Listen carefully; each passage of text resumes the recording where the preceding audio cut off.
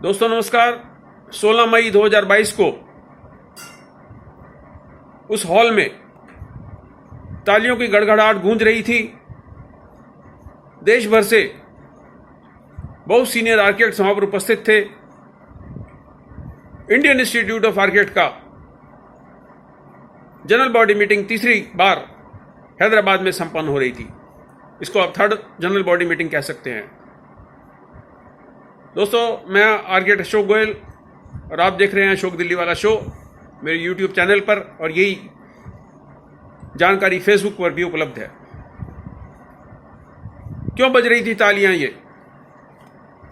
Council of architecture के president हबीब खान जी ने भी वहां पर अपने विचार प्रकट किए, और अगर कह सकते हैं तो उन्होंने खरी खरी भी सुना दी सीनियर आर्किटेक्ट्स को, लेकिन उसके बावजूद भी तालियां बजती रहीं। तालियां इसलिए बजती रहीं कि सब लोग एक दूसरे की पीठ थपथपा रहे थे। हमारे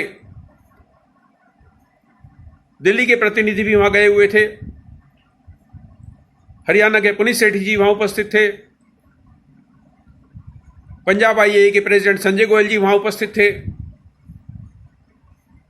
देश भर से इंडियन इंस्टीट्यूट ऑफ आर्किटेक्ट के विभिन्न चैप्टर्स के प्रतिनिधि वहां पर शिरकत करने आए थे, विचार विमर्श करने आए थे कि आर्किटेक्चर प्रोफेशन को कैसे आगे बढ़ाया जाए, कैसे लोगों को जागरूक किया जाए, कैसे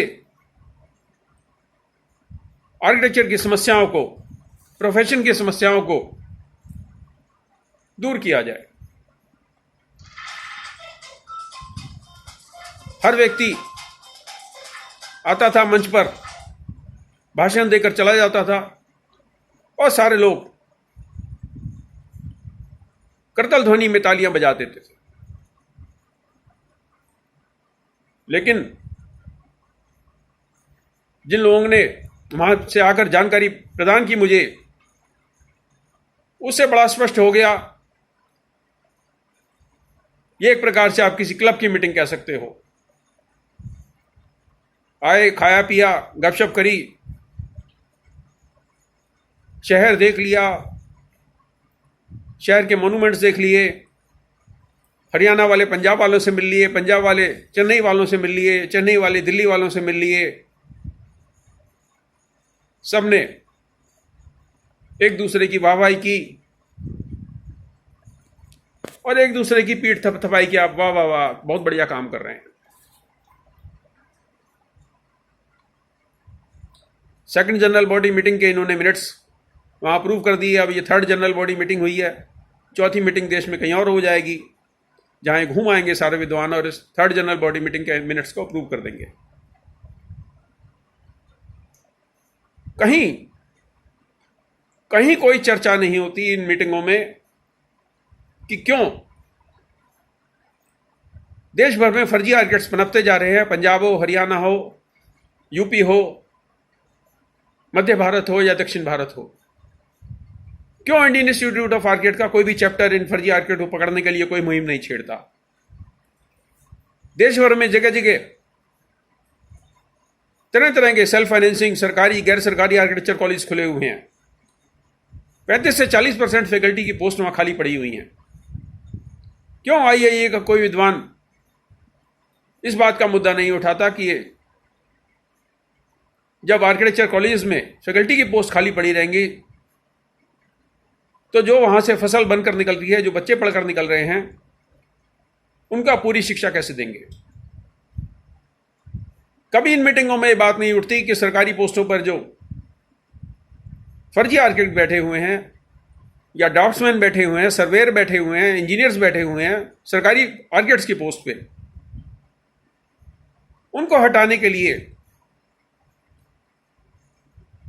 कभी आईआईए के किसी चैप्टर ने काउंसिल ऑफ आर्किटेक्चर को पत्र नहीं लिखा, या उस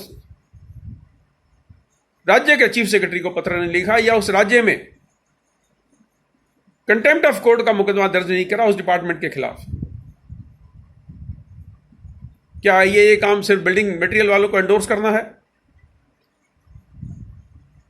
उनसे मिली हुई दान की राशि से मीटिंग आयोजित करना है कि कोई उनके होटल का किराया दे दे, कोई उनके हॉल का किराया दे दे, और वहां से एक दूसरे की पीठ थपथपा कर चले जाएं। कहीं इस बात का जिक्र नहीं करते ये लोग कि जो डिप्लोमा होल्डर, आर्किटेक्चर के डिप्लोमा होल्डर बच्चे हैं, उनके लिए आगे के क्या मार्ग खोले जाएं।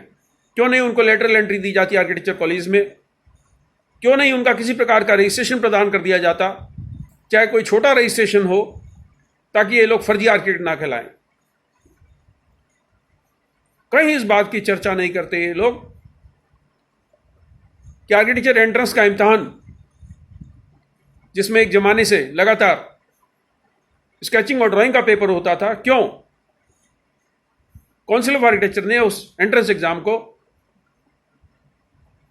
नए प्रकार का बना दिया, जिसमें किसी प्रकार का कोई ड्राइंग का, कोई स्केचिंग का टेस्ट नहीं होता, जिसमें अंग्रेजी के सवाल पूछे जाते हैं, गणित के सवाल पूछे जाते हैं, इंग्लिश कंप्रीहेंशन के सवाल पूछे जाते हैं।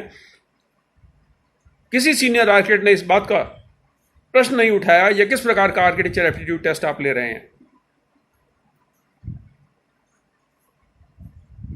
ये समझ नहीं पाता मैं, ये लोग क्या अथॉरिटी से खौफ खाते हैं, या ये लोग सिर्फ पदों पर बने रहने के लिए किसी प्रकार के झमेले में नहीं फंसना चाहते।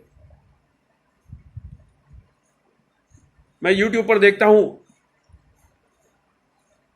इंजीनियर्स तरह तरह के भवन निर्माण की तकनीकियों के बारे में बताते हैं, उनके वीडियोस को मिलियंस में व्यूज मिल रहे हैं। आप इंडियन इंस्टीट्यूट ऑफ आर्किटेक्ट के किसी सदस्य को देख लीजिए, आमतौर पर तो ये वीडियो बनाते नहीं हैं। अगर इनकी कोई चर्चा होती भी है किसी वीडियो में, बैठ के वेबिनार सेमिनार की वीडियोस को अपलोड कर देते हैं, तो 6 महीने में, 8 महीने में, 1 साल में इनको या तो 35 लोग देखते हैं, 50 देखते हैं, 150 लोग देखते हैं। पिछले दिनों फेसबुक पर मैंने एक पोस्ट डाली थी, किसी आर्किटेक्ट अपना विज्ञापन छाप दिया अखबार में, उसके बारे में एक दिन में 34,000 लोगों ने देखा। मैं किसी पद पर नहीं हूं, ना IIA में, ना काउंसिल ऑफ आर्किटेक्चर में, लेकिन मुझे लगता है कि मेरी जिम्मेदारी बनती है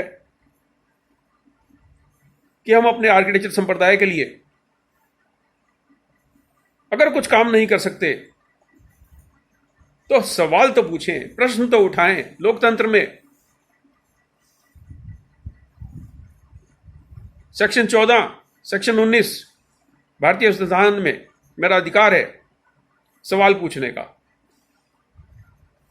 सवाल तो हम पूछें, और अगर हम सवाल भी नहीं पूछ रहे तो इन पदों पर बैठकर IIA के पदाधिकारी आर्किटेक्चर संप्रदाय का फायदा नहीं कर रहे, नुकसान कर रहे हैं। मैं तो युवा आर्किटेक्ट से बोलता हूं, डिप्लोमा होल्डर से बोलता हूं, आप अपनी एसोसिएशन बनाइए, संगठित होइए, इनकी तरफ आस मत लगाइए। इनके एजेंडे अलग हैं, आपके एजेंडों से इनको कुछ नहीं लेना देना। मेरी बातें बहुत से लोगों को कड़वी लगती हैं, विचित्र लगती हैं। कई लोगों को लगता है बाबा दादाजी पागल हो गए दिखते हैं ये, और अपने काम से काम क्यों नहीं रखते। दोस्तों, मेरा यही काम है, और जब तक मुझे किसी चीज के बारे में कुछ विचित्र लगता है, मैं सवाल उठाता रहूंगा। शुभकामनाएं, नमस्कार।